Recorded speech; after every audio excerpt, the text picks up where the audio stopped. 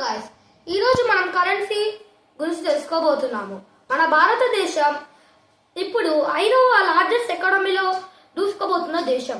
ఇంకా కొన్ని సంవత్సరాలు అయితే మన భారతదేశం 3వ లార్జెస్ట్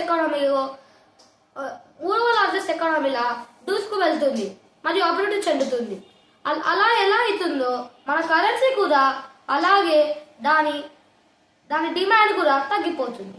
ఎలా అయితే మనకి స్వతంత్రం వచ్చినప్పుడు ₹1 $1తో సమానం ఉందో, ఇప్పుడు మనకి $1 మనం కొనాలంటే 85 రూపాయలు పెట్టాల్సి వస్తుంది.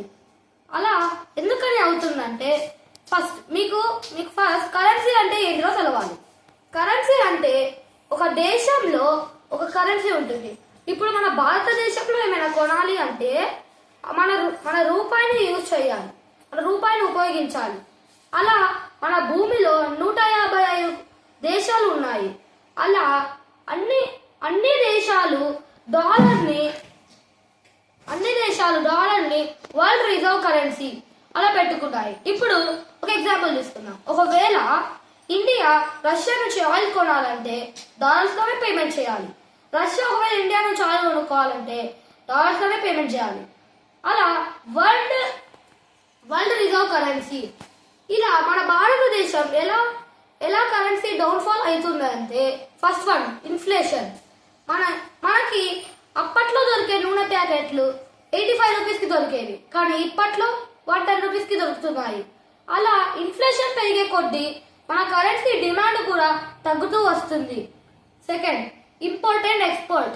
ఇప్పుడు మన దేశం ఒకవేళ ఒక ఇంపోర్ట్స్ అన్ని $150,000 ఇంపోర్ట్ చేసుకుంది అనుకోండి, విలువ చేసే సామాన్లు. అలాగే ఎక్స్పోర్ట్ $1,00,000 విలువ చేసే సామాన్లు ఎక్స్పోర్ట్ చేసింది అనుకోండి, మనకి $50,000 ఎక్కువ కట్టాలి. అలా మనకి కరెంట్ అకౌంట్ డెఫిసిట్ అనేది వస్తుంది. సో ఇలా ఇది జస్ట్ ఎగ్జాంపుల్. మన భారతదేశానికి 2024 ఫైనాన్షియల్ ఇయర్లో ఫస్ట్ 3 నెలలలో $8.2 బిలియన్ కరెంట్ అకౌంట్ డెఫిసిట్ ఉంది. సో మన భారతదేశం చాలా ఇంకా అభివృద్ధి అవ్వాలి. నెక్స్ట్, 3వ రీజన్ అప్పులు.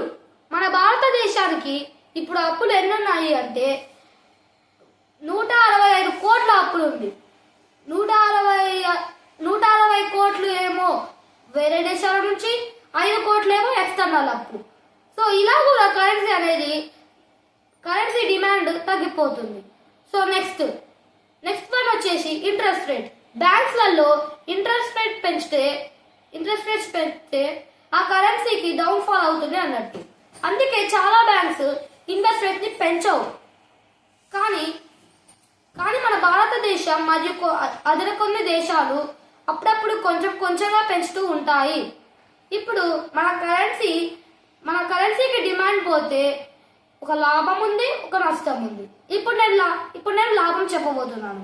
ఇప్పుడు మన భారతదేశంలో డిమాండ్ తగ్గిపోతే, ఒకవేళ ఇప్పుడు మన దేశంలో ఆయిల్ ప్యాకెట్ మ్యానుఫ్యాక్చర్, ఇప్పుడు మన భారతదేశంలో ₹100 అనుకోండి ఒక ఆయిల్ ప్యాకెట్. అదే యుఎస్ఏలో ఒకవేళ $1 100 రూపీస్ అయింది అనుకోండి. ఇప్పుడు మన భారతదేశంలో ₹100 ఆయిల్ ప్యాకెట్ అక్కడ కేవలం $1కే దొరుకుతుంది. ఇలా ఇతర దేశాలలో తక్కువ కాస్ట్కే అది దొరికేస్తుంది. ఇంకోటి నష్టం అదేంటిదంటే, ఇతర దేశాల నుంచి తెప్పించుకున్నవి మనకి చాలా ఎక్కువ రేట్లతో ఉంటుంది. దీనివల్ల ఇన్ఫ్లేషన్ వస్తుంది. నేను అనుకుంటున్నాను మీకు నచ్చింది అనుకుంటున్నాను. ధన్యవాదాలు.